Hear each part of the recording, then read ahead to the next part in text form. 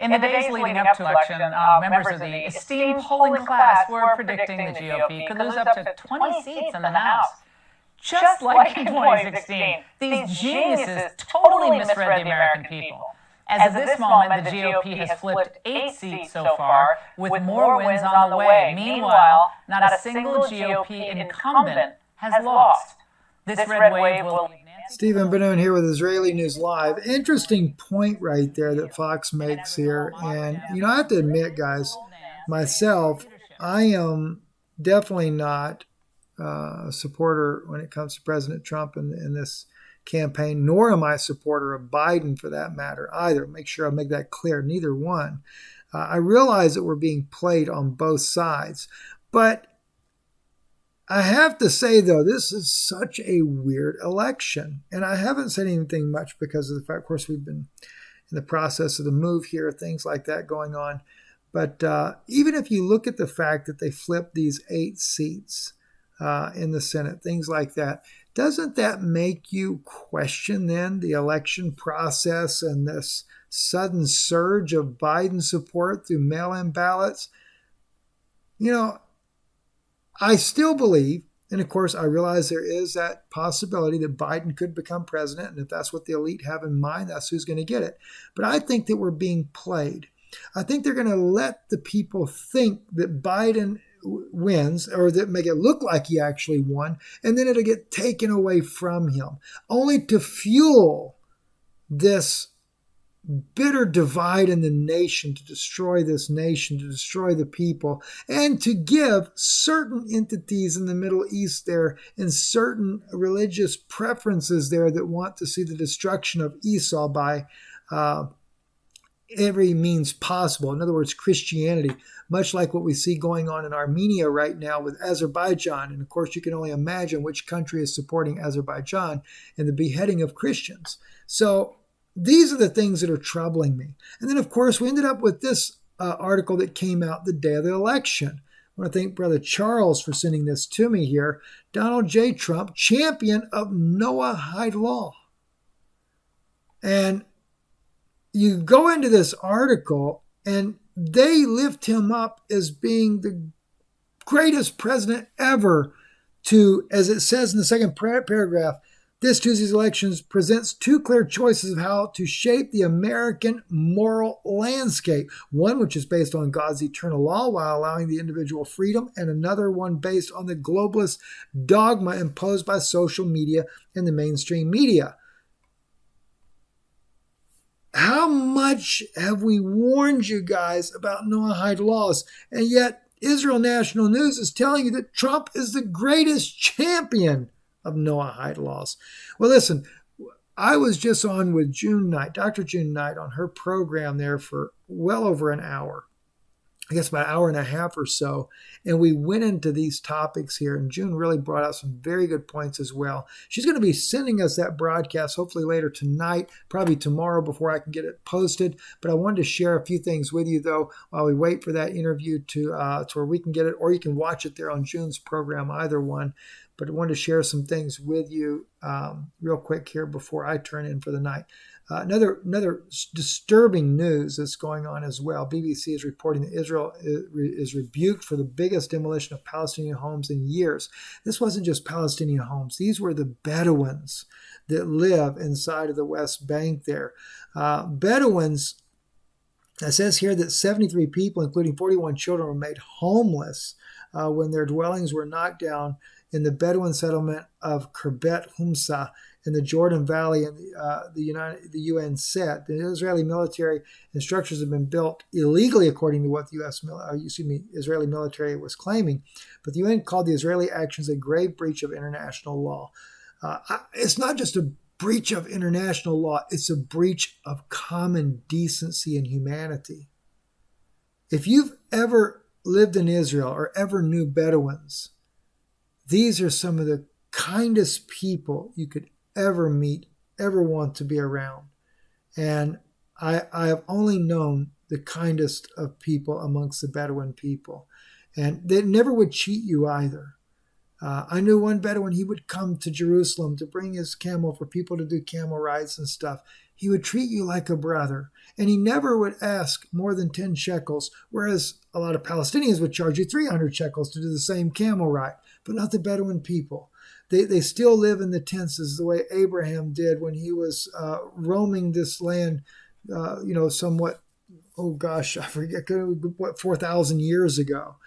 So it was really, really a horrible thing to hear that the Israeli government did this to these people. I'm like, what did they do? What did they do to deserve this? It's just really a tragedy. Also, one other thing I want to share with you as well, too. This here was from Anderson Cooper. I want to play this little clip here for you. It's just not good. You can tell that this whole election is preparing for people for a confrontation of just tremendous magnitude. Listen to this. If Trump calls his base to the streets with their guns, his base owns something like 60 to 70% of the 300, 400 million guns in America. If they answer that call and come to the streets with guns, then we probably are going to have a need for the military. And then all bets are off as to how much blood might flow. How much blood might flow? So here you have one of the people who brought you to the war in Iraq, fantasizing out loud about killing even more civilians, in this case American citizens, Trump voters, in the streets of our cities. Tucker Carlson, I apologize. I don't know why I said Anderson Cooper. I guess because listening to him earlier today, because we've been looking at both sides, CNN, their coverage on the election and what's going on there, as well as Fox News. And I find it so interesting. I mean, there is no unbiased reporting, especially on CNN. I mean, Fox is really not much different either. It's like one's Republican news, the other one's Democrat news. But you would think journalism is supposed to be an unbiased thing. But no, I appreciate what Tucker brought out here, because he's very right on this. This guy is talking about Trump calling out the patriots basically to war to keep him in office or something, and there's going to be blood flowing. I can tell you something, friends. If Biden were to win the election and Trump was out and he concedes the election, the patriots and the Christians are not going to do that.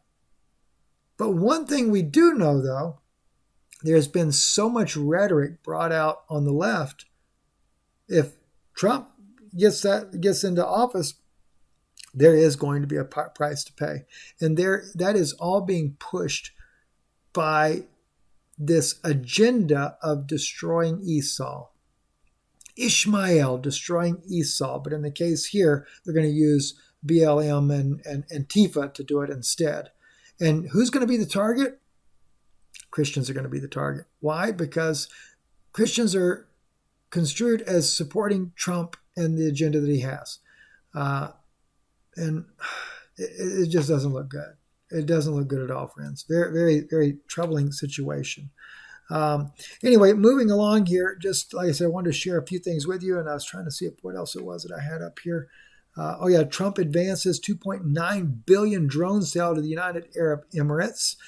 So I guess they're getting ready for that war with Iran. That is no doubt right around the corner. And I will say, we did not see that false flag event to get that war started with Iran. But I still don't throw it off the table yet. I know the intel I got was very good intel, but then again, of course, when you expose those things and you show what their plans are, sometimes that exposure helps make people step back because it becomes too obvious. But nonetheless, Israel wants that war with Iran. And we know that the United Arab Emirates, along with Bahrain, were getting some big military incentives and also cooperation with a war against Iran. So that seems to be moving forward regardless. Also, Hurricane Eta that did hit, I think it made landfall as a Category 4 when it hit down there, right there off of well, I don't know what you call that there. Come on, Steve, get your brain right there. That little area right there just south of Mexico. Yucatan Peninsula. I think that's what I'm trying to say there. Anyway, it is going back into the Caribbean Sea right now and is expected to go up towards Cuba, towards Florida, and then they're not really sure where it's going to go, but they do believe it's going to go up into the Gulf. And again, we are going to have a November hurricane. Even my son, who is really a brilliant mind on hurricanes, the history of these things, came to me today and told me, he said, "Do you realize, Dad, we have broken all records for hurricanes this season?" So let's see what happens now. And of course, here we come again. Eta going to hit the United States somewhere along the way from what we hear. Also, I was told a little bit about a solar wind that has now arrived at Earth. It kind of blew off the sun yesterday, I think, or the day before yesterday. And it is starting to impact. They're talking about a lot of auroras can be seen as a result of that. But I'm also anticipating earthquakes, because a lot of times when you have those solar flares, we get more and more earthquakes as a result. And we've already got a slew of earthquakes going on as it is, but I haven't seen anything recently as of yet from that. But a lot of times you do see stuff like that. We do have some pretty hefty quakes, so 5.0s and things like that off Alaska, down in Indonesia, places like that. Of course, the West Coast is still getting their fair share of earthquakes too. I'm Stephen Ben-Nun. You're watching Israeli News Live. Thank you for watching. And we will have to watch slowly and see how this election thing plays out. I do believe that we're being played, and it just seems to be eerie, but I have a feeling Trump will still be in power, but that is going to cause the chaos. Hopefully me and Yana get on tomorrow. She's got a couple of very interesting articles that we need to discuss. I think that will be more eye-opening, and we hope to get this interview out with Dr. June Knight. Very interesting interview. I'm going to be speaking with Brock tomorrow night, Brock Knight, over on their program as well. We're going to be talking about the Sabbath. I believe it will be ran live if you want to tune in there. We'll be speaking about different perspectives on the Sabbath. I trust it'll be a blessing for you. I'm Stephen Ben-Nun with Israeli News.